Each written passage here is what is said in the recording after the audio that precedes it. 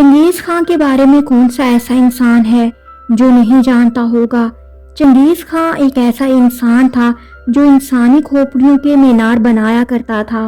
वो एक ऐसे कबीले का सरदार था जो कत्लो गारत करने में अपनी मिसाल नहीं रखते थे। आज जो मूवी मैं एक्सप्लेन करूंगी वो चंगेज खां के बारे में है। मूवी का नाम है Mongol the rise of Genghis Khan. ये मूवी 2007 में रिलीज हुई थी और IMDb पर इसकी रेटिंग 7.2 आउट ऑफ 10 है, जिसका मतलब है ये मूवी एक बेहतरीन मूवी है। तो चलिए मूवी की एक्सप्लेनेशन शुरू करते हैं। मूवी के स्टार्ट में हमें एक मंगोल कहावत लिखी हुई दिखाई देती है, शेर के बच्चे को कभी भी परेशान न करो, ऐसा ना हो बड़ा होकर वो एक खूंखार शेर बन जाए। सन 1192 है, यानी काले चूहे का साल। सल्तनत तंगूत में एक कैदी पिछले कुछ सालों से कैद है। एक छोटा लड़का जो साधु के लिबास में होता है वो इस कैदी को बताता है जो साधु तुमने अपनी बीवी की तलाश के लिए भेजा था वो मर चुका है। ये कहकर लड़का वहाँ से चला जाता है। अब ये कैदी हमें अपनी आप बीती सुनाता है और कहता है 20 साल पहले जब मैं 9 साल का था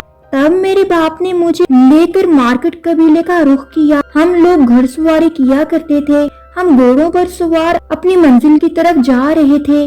मेरे पिताजी चाहते थे कि मैं मार्केट कबीले से अपनी दुल्हन का इंतखाब करूं, क्योंकि आज से बहुत सालों पहले मेरे बाप ने मार्केट कबीले के सरदार की बीवी को जबरदस्ती उठाया था, जो अब मेरी माँ है। अब इतने सालों बाद मेरे पिताजी अमन चाहते थे, इसलिए वो चाहते थे कि मेरी शादी मार्केट कबीले में करके अमन का पैगाम दिया जाए और दुश्मनी को खत्म किया जाए। चलते हुए हमें शाम हो जाती है। हम लोग मेरे वालिद साहब के एक दोस्त के पास रुक कर रात गुजारने का फैसला करते हैं।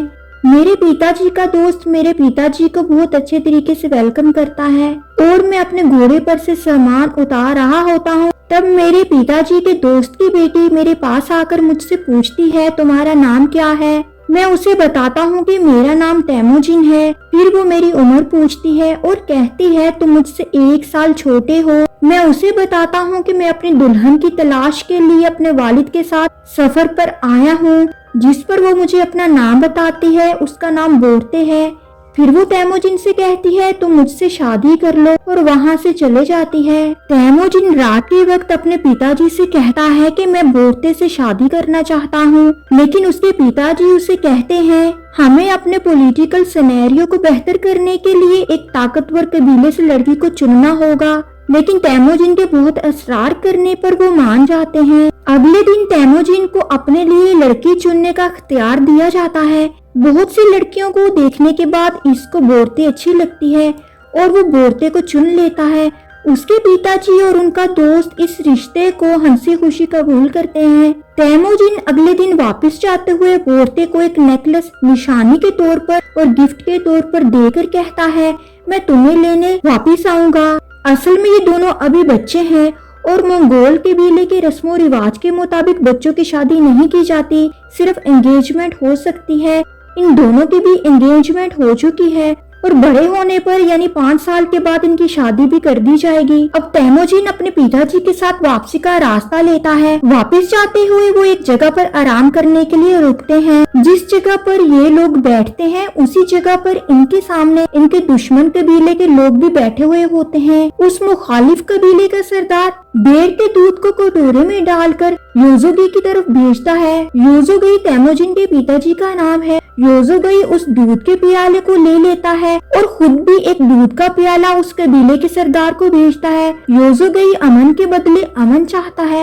योजोगी का एक साथी योजोगी से कहता है इस दूध को पीने से पहले इसे अपने मुलाजिम को दो ताकि वो चखकर बता सके इसमें जहर तो नहीं मिला हुआ।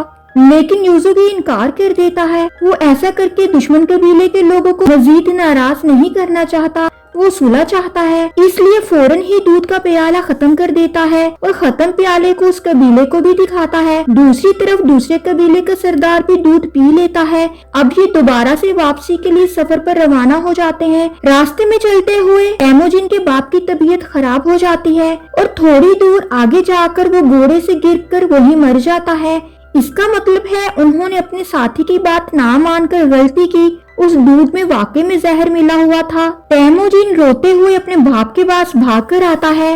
जबकि कबीले के बाकी लोग योजोगी की मौत की परवाह नहीं करते, क्योंकि उनके कबीले के उसूलों के मुताबिक वो लोग एक ताकतवर लीडर की तलाश में रहते हैं। बजाय इसके कि वो मर जाने वाले लीडर की मौत का बदला ले, वो अगले लीडर को चुनने में लग जाते हैं। तेमोजिन और उसकी माँ मिलकर योजोगी का फ्यूनरल करवाते हैं। योजोगी एक बहादुर लीडर था जिसने अपनी जिंदगी में अच्छी खासी दौलत बनाई होती है। उसमें बहुत से मवेशी और घर भी शामिल होते हैं। योजोगी की मौत के बाद उसका एक वफादार साथी जिस पर योजोगी को सबसे ज्यादा यकीन था, सब मवेशियों को और घरों को अपने कब्जे में ले लेता है। इस आदमी का नाम तारगोताई होता है। तेमोजिन की माँ उस आदमी को बददुआ देती है, बुरा भला कहती है, और वो ये भी कहती है कि लीडर मरा है, लीडर का बच्चा नहीं, और जैसे ही ये बड़ा होगा वो तुम्हें जान से मार डालेगा और इस सारी ज्यादती का तुमसे बदला भी लेगा।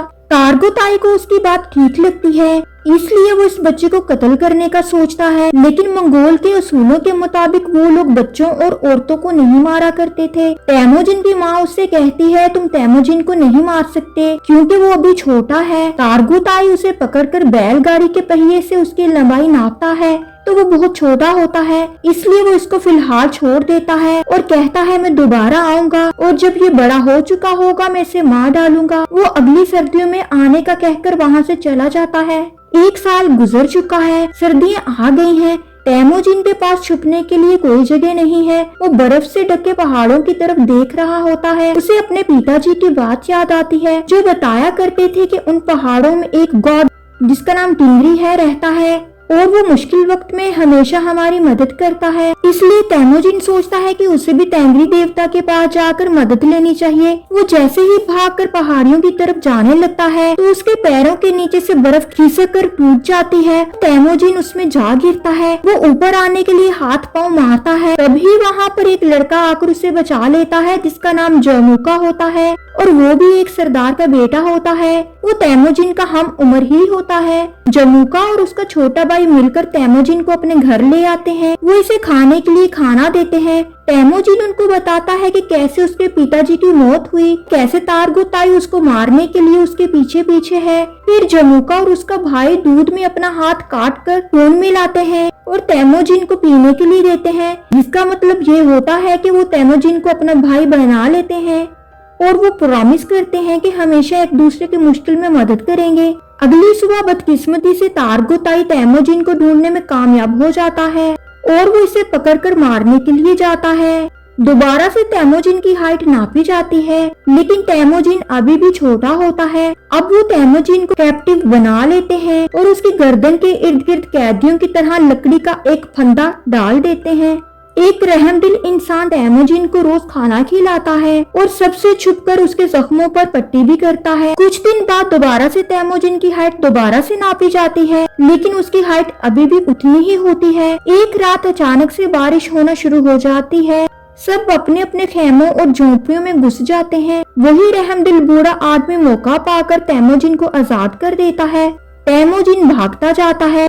भागते हुए वो उसी पहाड़ी में पहुंच जाता है जिसके बारे में उसके डैडी ने उसे कभी बताया होता है। वो टिंगरी देवता से मदद की फरियाद करता है। वहाँ पहाड़ी के पीछे से तेमोजिन को एक भेड़िया दिखाई देता है और तेमोजिन के गले का फंदा टूट जाता है। सीन चेंज होता है। अब हमें 1186 का टाइम दिखाया जाता है। तेमोजिन बड़ा हो चुका है। अभी भी वो तारगोताई से बचने के लिए भाग रहा होता है। काफी ढूंढने के बाद उनको तेमोजिन मिल ही जाता है। वो इसे बांधकर मारने के लिए अपने साथ ले जाते हैं। अब तो उसकी हाइट भी बढ़ चुकी है, इसलिए तारगोताई उसको लाजमी मार डालेगा। तारगोताई उसे कहता है अगर तुम मुझसे अपनी जिंदगी के लिए भीख मांगो तो हो सकता है मैं तुम्हें छोड़ दूं, लेकिन तेमोजिन कहता है मैं इज्जत की मौत मरना ज्यादा पसंद करूंगा और तेमोजिन तारगोताई के सामने झुकने से इनकार कर देता है। इस बात पर तारगोताई को ज्यादा गुस्सा आता है, इसलिए वो फैसला करता है कि एक ही बार में तेमोजिन को मारने की बजाय वो आहिस्ता आहिस्ता तेमोजिन को टॉर्चर करेगा, उसे जिस्मानी अजियत देकर आहिस्ता आहिस्ता मारेगा। वही बूढ़ा आदमी जिसने सालों पहले तेमोजिन की मदद की होती है और उसे खाना खिलाया होता है, आज भी तेमोजिन को खाना वही खिलाता है। रात के वक्त सब शराब के नशे में धुत होकर नाच गाने में बिजी होते हैं। तब तारगोताई तेमोजिन के पास आता है और तेमोजिन का मजाक उड़ाता है। तेमोजिन मौके का फायदा उठाता है और अपने गले में पड़े हुए फंदे की मदद से तारगोताई पर अटैक करके उसे मार डालता है और फिर गांव की तरफ भाग जाता है। वो घोड़ों के पास से गुजर रहा होता है कि उसे कोई आवाज लगाता है। वो पीछे मुड़कर देखता है तो एक अनजान आदमी वहाँ खड़ा होता है। वो तेमोजिन को कहता है, मैं तुम्हें जानता हूँ, और ये कहकर वो तेमोजिन के गले के फंदे को तलवार के वार से तोड़ डालता है। फिर वो तेमोजिन को एक रास्ता बताता है कि इस तरफ को भाग जाओ। तेमोजिन उसे कहता है, मैं इस मेहरबानी को कभी नहीं भूलूंगा। तेमोजिन अपने कबीले को वापस ले लेता है, अपने कबीले का खान बन जाता है। इसके बाद वो सबसे पहले बोरते के पास जाना चाहता है, क्योंकि वो जानता है कि बोरते अभी भी उसका इंतजार कर रही होगी। वो अपने ससुराल में जाता है। बोरते अब एक जवान और खूबसूरत लड़की बन चुकी है। बोरते तेमोजिन को बताती है कि वो इसका इंतजार तब से कर रही है जब उसने पहली दफा तेमोजिन को देखा था। तेमोजिन को उसके ससुराल की तरफ से एक कोट जहेज के तौर पर मिलता है। अब तेमोजिन बोरते को अपने साथ लेकर सबसे पहले अपनी माँ और बहन के पास वापस आता है। सालों के बाद वो अपनी माँ और बहन से मिलता है। वो दोनों बोरते और तेमोजिन को बहुत अच्छे तरीके से वेलकम करते हैं, लेकिन एक रात उनके लिए मुसीबतों के पहाड़ तोड़ देती है जब मार्केट कबीले के लोग बोरते को पकड़कर अपने साथ लेकर जाने के लिए उन पर हमला कर देते हैं। क्योंकि तेमोजिन के बाप ने आज से बहुत सालों पहले मार्केट कबीले के सरदार की बीवी को अगवा किया था, इसलिए अब वो तेमोजिन की बीवी को अगवा करके बदला लेना चाहते हैं। वो दोनों भागने की बहुत कोशिश करते हैं, लेकिन तेमोजिन को एक तीर लग जाता है जिससे वो जख्मी हो जाता है और मार्केट कबीला बोरते को बांधकर अपने साथ ले जाते हैं। मार्केट कबीले का सरदार अब बोरते से शादी करेगा। जैसे ही तेमोजिन ठीक होता है, वो फैसला करता है कि वो बोरते को वापस लेकर आएगा, लेकिन वो ये भी जानता है कि वो इतना ताकतवर नहीं है। उसका कबीला तादाद में बहुत कम है, इसलिए वो अपने भाई जमूका के पास आता है और उसे सारी बात बताता है। जमूका भी अब एक बहुत बड़ा ताकतवर सरदार बन चुका है। वो तेमोजिन से कहता है, मैं तुम्हारी मदद जरूर करूंगा, लेकिन उससे पहले मेरे कुछ जरूरी काम है, मैं इनको निपटा लूं। फिर हम बोरते को छुड़ाने के लिए जाएंगे, जिसमें हमें 1 साल का वक्त लगेगा। तेमोजिन मान जाता है, क्योंकि इंतजार करने के अलावा तेमोजिन के पास कोई दूसरी ऑप्शन नहीं होती। इस 1 साल के दौरान तेमोजिन अपनी फौज को भी मजबूत कर लेता है। 1 साल आंख झपकते गुजर जाता है। साल के बाद दोनों भाई मिलकर मार्केट कबीले पर हमला करके उनके सब आदमियों को मार डालते हैं। तेमोजिन को बोटे मिल जाती है। बोटे ने कबीले के सरदार को मार डाला है, जिसकी लाश बोटे के पास ही पड़ी होती है, लेकिन बोटे अब प्रेग्नेंट हो चुकी है। तेमोजिन फौरन ही बच्चे को अपना लेता है। सारा कबीला अपनी जीत का जश्न मनाता है। तेमोजिन अपने आदमियों को इस लड़ाई में हाथ लगने वाली भेड़ बकरियां दूसरे खानों के मुकाबले में ज्यादा तादाद में देता है और अपने पास सिर्फ 10% रखता है, और जो आदमी मारे जाते हैं उनको भी ज्यादा हिस्सा देता है। जमूका के बहुत से साथी ये सब देखकर जमूका को छोड़कर तेमोजिन के कबीले में आ जाते हैं। उस वक्त मंगोलों में ये रिवाज था कि वहाँ के लोग जिसे चाहते उसके कबीले में शामिल हो जाते, मतलब उनको अपनी मर्जी का सरदार चुनने का पूरा हक हासिल था। जमूका को ये बात ठीक नहीं लगती और ये इसे गद्दारी के तौर पर लेता है, क्योंकि उसने अपनी और अपने कबीले की जान की परवाह न करते हुए तेमोजिन की बीवी को बचाने के लिए उसका साथ दिया होता है। लेकिन तेमोजिन के कबीले में शामिल होकर उसके साथियों ने उसको तेमोजिन का दुश्मन बना दिया था। कुछ दिन बाद कुछ घुड़सवार तेमोजिन कबीले के घोड़े चुरा कर भाग रहे होते हैं। तेमोजिन के आदमी उसका पीछा करते हैं और तीर चलाकर उसे मार डालते हैं। जब वो देखते हैं तो वो कोई और नहीं होता बल्कि जमूका का छोटा भाई होता है। यहाँ से जमूका तेमोजिन की जान का दुश्मन हो जाता है और तेमोजिन को मारना इसकी जिंदगी का अवलीन गोल बन जाता है। अब जमूका दूसरे कबाइल के साथ इत्तेहाद करके तेमोजिन पर हमला करता है। इधर तेमोजिन जानता है कि वो जमूका का मुकाबला नहीं कर सकता, इसलिए वो अपने कबीले की औरतों और बच्चों को भगाकर मर्दों को जुर्रत के साथ मुकाबला करने को कहता है। इस लड़ाई में जमूका जीत जाता है। वो तेमोजिन को अपना कैदी बना लेता है। जमूका अभी भी उसे भाई पुकारता है और उसे कहता है, तुम्हें मुझसे माफी मांगनी होगी और मुझसे रहम की भीख मांगनी होगी, क्योंकि वो किसी भी ऐसे इंसान को नहीं मारना चाहता जिसमें हिम्मत और ताकत हो। तेमोजिन माफी मांगने से इनकार कर देता है। अब जमूका तेमोजिन को और उसके बाकी बच जाने वाले साथियों को बहुत महीने तक रेगिस्तान की तपती हुई धूप में चलाकर एक ऐसे शहर में लाकर बेच देता है जिसे तंगूत सल्तनत कहा जाता है। यहाँ पर तंगूत लोगों की हुकूमत होती है। तंगूत खानदान का एक खास आदमी तेमोजिन को देखता है और वो इसे खरीदना चाहता है, लेकिन उसके साथ एक साधु होता है जो उसे रोकता है। वो साधु उसे कहता है ये कैदी मुलाजिम बनाने के लिए ठीक नहीं, क्योंकि ये एक दिन तंगूत सल्तनत का खात्मा करेगा, जिस पर तंगूत खानदान का वो आदमी हंस पड़ता है और फिर तैमूजिन को खरीदने का फैसला कर देता है। वो तैमूजिन को खरीदकर एक पिंजरे में कैद करा देता है और लोग उसे पागल समझकर आते जाते हुए पत्थर मारते हैं, लेकिन वो साधु बार बार तैमूजिन के पास आकर अपने लोगों के लिए माफी मांगता है और तैमूजिन से कहता है जब तुम अपनी असली हालत में वापिस आओगे तो इस दरगाह को कभी ना तोड़ना। तैमूजिन उसे एक अंगूठी देकर कहता है कि ये उसकी बीवी तक पहुंचा देना। वो साधु उस अंगूठी को लेकर रेगिस्तान में निकल पड़ता है। भूख प्यास से उसकी मौत हो जाती है। इतने में बोटें भी वहां आ जाती है और इसे साधु के हाथ में एक अंगूठी नजर आती है जो तैमूजिन की होती है। वो समझ आती है तैमूजिन जिंदा है। वो इसी शहर में आ जाती है।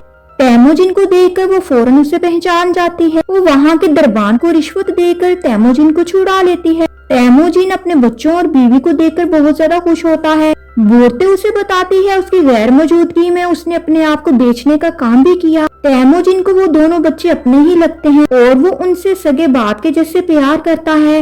अब वो सब हंसी खुशी रहने लगते हैं। एक दिन बोटे उससे कहती है सब कबीले के सरदार एक जैसे होते हैं, औरतों को हुआ करके अपने बदले लेने वाले, खून खराबा करके खुश होने वाले। ये बात सुनकर तैमूजिन के दिलो दिमाग में तूफान बरपा हो जाता है और वो एक अमनो ईमान वाली सल्तनत कायम करने का इरादा कर लेता है। वो अपने कबीले को मजबूत करता है और खुद को सब कबीलों का सरदार बनाने का सोचता है, लेकिन इस राह में उसकी सबसे बड़ी रुकावट उसका भाई जमूका था। जमूका और तैमूजिन जंग करते हैं। दोनों तरफ के सिपाही मारे जाते हैं, लेकिन आखिर में जीत तैमूजिन की होती है। जिंदा बच जाने वाले सिपाहियों को तैमूजिन अपनी सरदारी में ले लेता है और उनकी जान बख्श देता है, जिससे सब सिपाही जान बच जाने पर तैमूजिन का शुक्रिया अदा करते हैं। फिर जमूका और तैमूजिन आमने सामने बैठकर बात करते हैं। जमूका उसे कहता है अगर मैं तुम्हारी जगह होता तो अपने दुश्मन को कभी जिंदा ना छोड़ता, और यही फर्क होता है जमूका और तैमूजिन में। तैमूजिन उसे जिंदा छोड़ देता है और खुद सब कबीलों का सरदार बन जाता है और हर तरफ अमन और सुकून कायम हो जाता है और यहाँ पे मूवी खत्म हो जाती है।